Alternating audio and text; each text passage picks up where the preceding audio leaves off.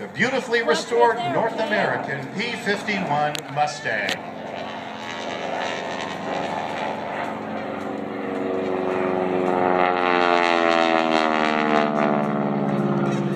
Once again, up and over the top. Oh, you're dropping someone. And he's going to let the nose go down 45 degrees, roll one half to the upright, completing the one half Cuban 8.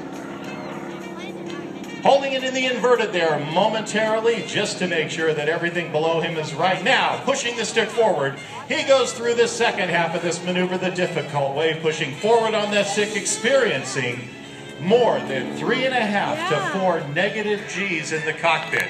Now, you're going to hear Rob describing all of our airshow performances today, and he's going to be telling you about positive and negative G forces. Positive, pushing you into the seat of the airplane, and negative, well, it's only the shoulder straps that are keeping you in the cockpit.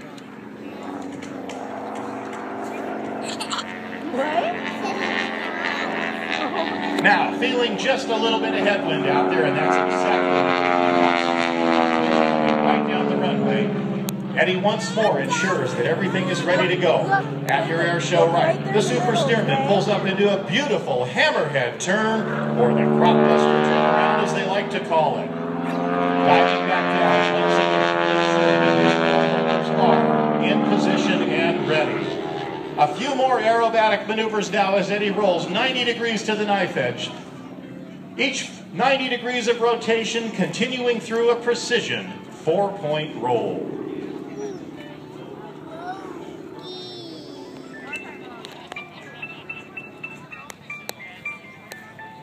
And now, in a beautiful wing over at airshow left, we should see the nose of that steerman come back down again as Eddie comes in from your left. He's going to fly right past that ribbon, take one last look to make sure that everything is ready to go. Nose down, the power comes in. And at airshow center stage, a quarter roll on the upline with an inside pull over the top, and look for another quarter roll as he comes back down, and then a 4.5 G pull out the bottom.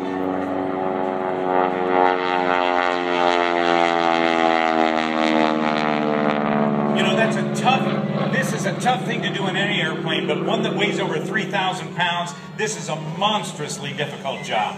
It's actually a very heavy airplane the way that he's got it modified. But he's made additions to the airplane, like a second set of ailerons, and underneath each of the ailerons you're going to see a small shovel-shaped device called a spade. That spade helps to increase the effectiveness of the ailerons, making it a little bit easier on the control stick inside the cockpit for Eddie as he's maneuvering the aircraft. He said he's going to fly underneath that parking thing. And now, ladies and gentlemen, the pole holders are in place. They have signaled to Eddie that they are ready. As he comes back in from the left now. One quick fly past. Come back once again from your airshow left. But before he does, he's going to throw a little bit of a snap roll in. The Anfrini signature. And now, ladies and gentlemen, he's looking over his left shoulder at that ribbon, making sure the wind is exactly the way that it was when he just flew by it. He'll pull away to your airshow left. As he turns around, he is going to bring the wheels of the super steerman to within just a couple of feet above the runway. Now that steerman, with the prop turning, from the wheels up to the prop tips, is just about 9 feet. He's got 20 feet of clearance between the runway and the ribbon in front of him. So with about 4.5 to 5 feet above him and about 4 feet below him, he has got to clear that ribbon. The nose comes down. Power comes in. Now, look at the corrections that he's making in the controls. Very carefully and gracefully. Now, he flies the steerman underneath the ribbon, pulls the stick back over the top now in the first half of the loop.